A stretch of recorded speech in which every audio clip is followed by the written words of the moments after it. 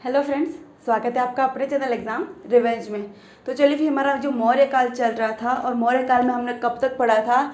तो मौर्य काल में हमने पढ़ा था कि चाणक्य ने एक बालक को खरीद लेता है। कितने मुद्रा में? 1000 पर्ण मुद्रा में, उसको कांस्य पर्ण मुद्रा में उसको खरीद लेता है। और फिर उसको कहाँ पे लेकर जाता है? तो उसको वो लेकर जाता है तक्षशिला, अपने विश्वविद्यालय जो अभी वहाँ पे जो अभी वर्तमान में कहाँ पे है? तो वो वर्तमान में अभी है पाकिस्तान के अंदर। ठीक है, तो फिर वो जो चाणक्य है उस बालक को लेकर चला जाता है तक्षशिला, और उसकी जो शिक्षा है वो वहीं पे 8 साल तक उसकी वहीं पे शिक्षा होती है। तो फिर अब उसके बारे में हम देखते हैं, जो उसकी शिक्षा होती है वो कहाँ पे होती है? वो तक्षशिला में, जो वर्तमान में अभी पाकिस्तान में है। फिर उसके बारे में कुछ जो व्यक्ति हुए हैं, जो कुछ हिस्टोरियन हुए हैं, जिनके द्वारा जो कहा जाता है कि जो पंजाब में जो सिकंदर था, जो उसकी शिक्षा चल रही थी, तब वो पंजाब में सिकंदर से मिलने पहुंचा था। कौन मिलने पहुंचा था? तो चंद्रगुप्त मौर्य। ठीक है, फिर जस्टिन और प्लूटार्क है, वो बताते हैं कि सिकंदर का शिविर भी देखा हुआ था चंद्रगुप्त ने।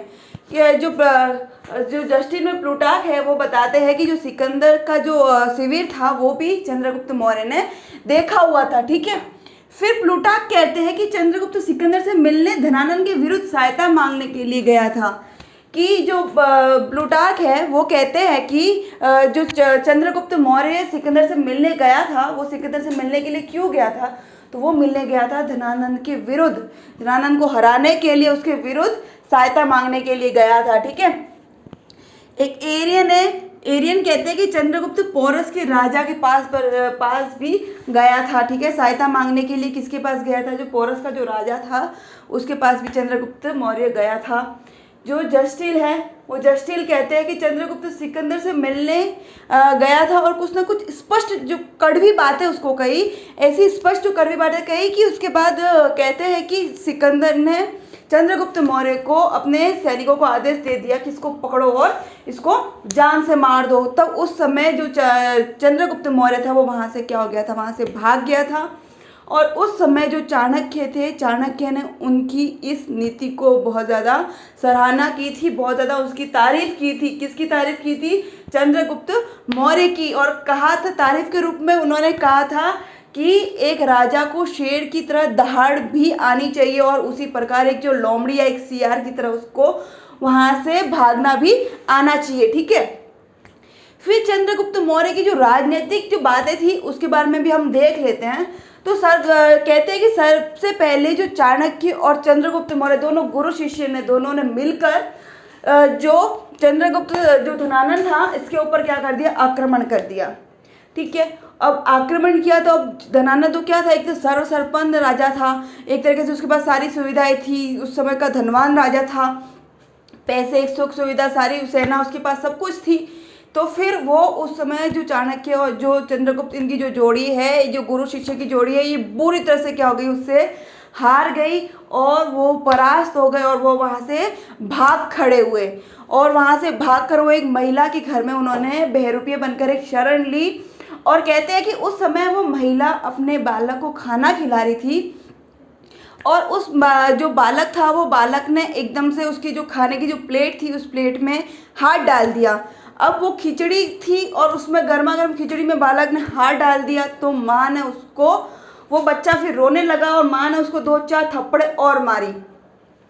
फिर उसने थप्पड़े मारते हुए उसके जो बच्चा था उस बच्चे को बोला कि तू भी चाणक्य की तरह पागल है क्या?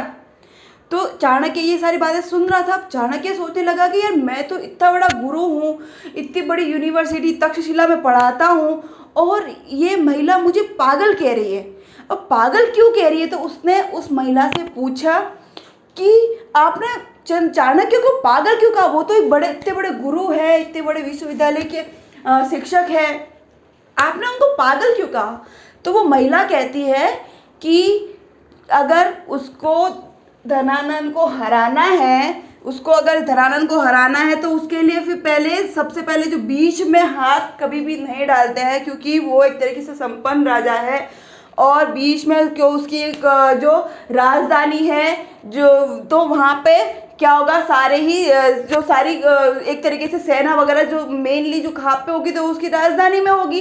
तो फिर अगर उसको हराना है तो उसके पहले जो उसके जो आसपास की जो जगह है, सबसे पहले उसको जीतना होगा, और फिर उसके बाद में उसको धनानंद के ऊपर आक्रमण करना चाहिए था। डायरेक्ट ही उसको इतने बड़े राजा के ऊपर आक्रमण करना मतलब एक तरीके से बेवकूफ़ी का काम किया है उसने। तो फिर वो एक तरीके से क्या हुआ, वो पागल व्यक्ति हो गया कि वो इतना बड़ा गुरु है और उस गुरु को इतनी समझ नहीं है कि किसी भी अगर कोई भी खाना खा रहे हैं तो वो क्या होता है, बीच में से बहुत ज़्यादा गर्म होता है। तो सबसे पहले हमको उसके आसपास की जो खिचड़ी होती है तो उसके बीच में हाथ डालने से पहले हमको उसके आसपास की जो ठंडी ठंडी होती है उसको खानी होती है। डायरेक्ट ही गर्म में तो हाथ डालेंगे तो क्या हो गया, हाथ भी जलेगा और मुंह भी जलेगा। तो इसलिए उसको सबसे पहले जो उसके आसपास के जो बड़े बड़े जो राज्य थे उसको सबसे पहले उनके ऊपर आक्रमण करके उनको जीतना चाहिए था, फिर शक्तिशाली बन के फिर धनानंद के ऊपर आक्रमण करना चाहिए था। इसलिए वो क्या है, एक तरीके से पागल है, ठीक है, मूर्ख है। तो फिर उस समय चाणक्य और चंद्रगुप्त मौर्य को उस जो महिला की बात क्या हो गई, बहुत ज़्यादा अच्छी लग गई, बहुत ज़्यादा उसको समझ में आ गई। फिर उसने चंद्रगुप्त कहाँ था, यहाँ पे, कहाँ पे, तक्षशिला में। तक्षशिला कहाँ पे है, पाकिस्तान में।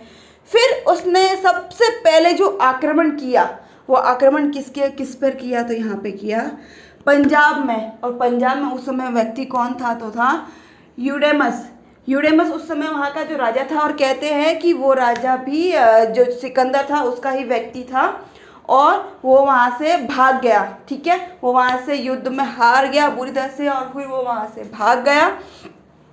फिर उसने यहाँ पे जो सिंध प्रांत है इनके ऊपर आक्रमण किए। जो उस समय जो फिलिप द्वितीय था उस वहाँ का जो राजा, वो भी वहाँ से भाग खड़ा हुआ, ठीक है। उसने सबसे पहले जो ने अपनी जो रणनीति बनाई, वो रणनीति बनाई कि जो आसपास के जो राज्य है उन राज्यों को सबसे पहले जीतना है, अपनी ताकत बढ़ानी है, फिर उसके बाद धनानंद के ऊपर आक्रमण करके फिर जो भारत है उसके ऊपर पूरा ही भारत का सम्राट उसको बनना है।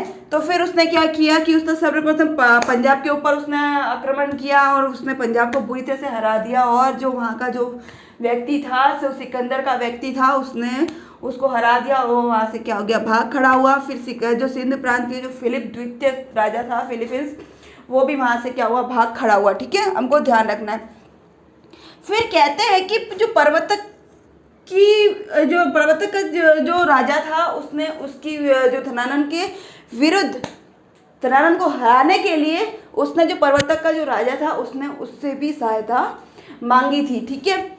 अब उसने उससे भी सहायता मांगी थी और फिर उसने दोनों ने मिलकर उसने उसकी सहायता भी की थी, ऐसा कहते हैं। और फिर उसने जो चंद्रगुप्त मौर्य था उसने फिर धनानंद के ऊपर क्या किया, आक्रमण किया, और धनानंद उस समय क्या हो गया, हार गया।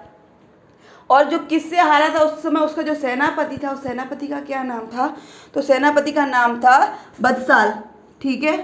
बत्साल चंद्रगुप्त मौर्य से बुरी तरह से हार गया। और फिर 322 ईसा पूर्व में भारत का जो सम्राट बना, वो भारत का सम्राट कौन बना, तो फ्रेंड्स वो बना चंद्रगुप्त मौर्य, ठीक है। वो भारत का क्या बन गया, सम्राट बन गया। और इसको भारत का ऐतिहासिक सम्राट भी कहते हैं, भारत का ऐतिहासिक सम्राट भी कहते हैं। किसको कहते हैं, चंद्रगुप्त मौर्य को, ठीक है। भारत का मुक्तिदाता भी इसको कहा जाता है, चंद्रगुप्त मौर्य को भारत का मुक्तिदाता भी कहते हैं। और भारत का प्रथम स्वतंत्रता संग्राम नायक भी चंद्रगुप्त मौर्य को कहते हैं, ठीक है फ्रेंड्स, सबको ध्यान रखना है। अब हम देख रहे हैं कि चंद्रगुप्त मौर्य जो भारत का राजा बन गया, कब बन गया, 322 में बन गया, ठीक है। फिर इसके बाद हम देखेंगे उसके और भी बहुत जो युद्ध होते हैं, बहुत इंपॉर्टेंट युद्ध होते हैं जिसको बारे में हम कल देखेंगे। अब एक बार इसका एक बार हम वापस इसको दोहरा देते हैं। जो जस्टिस ऑफ प्लूटार्क था उसने कहते हैं कि उसने सिकंदर का शिविर देखा हुआ था चंद्रगुप्त मौर्य ने। प्लूटार्क कहते हैं कि चंद्रगुप्त सिकंदर से मिलने धनानंद के विरुद्ध सहायता मांगने के लिए गया था। ये जो एग्जाम में प्लूटार्क को आपको याद रखना है, बाकी को आपको याद रखने की जरूरत नहीं है, प्लूटार्क का एग्जाम में पूछते हैं, ठीक है, इसलिए आपको ध्यान रखना है। फिर जो चंद्रगुप्त पोरस के राजा के पास भी गया था, ऐसा कहते हैं, ठीक है। फिर जस्टिस के द्वारा कहा जाता है कि चंद्रगुप्त सिकंदर से मिलने गया था, कुछ उसने स्पष्ट बातें की थी और चंद्रगुप्त सिकंदर ने उस समय चंद्रगुप्त को मारने का आदेश भी दे दिया था अपने सैनिकों को, और वो वहाँ से भाग खड़ा हुआ था। उस समय उसकी जो तारीफ की थी चाणक्य ने, उसमें तारीफ के रूप में उसको कहा था कि जो एक राजा होता है वह राजा तभी सक्षम हो सकता है, तभी वो एक अच्छा राजा बन सकता है, तब उसको शेर की तरह उसको दहाड़ आनी चाहिए और उसको सही समय पर उसको वहाँ से एक तरीके से लोमड़ी की तरह उसको भागना भी आना चाहिए। ठीक है फिर सब, इससे आगे की जो घटना है वो हम कल देखेंगे और ऐसे ही हमारे साथ अपना प्यार बनाए रखें। धन्यवाद।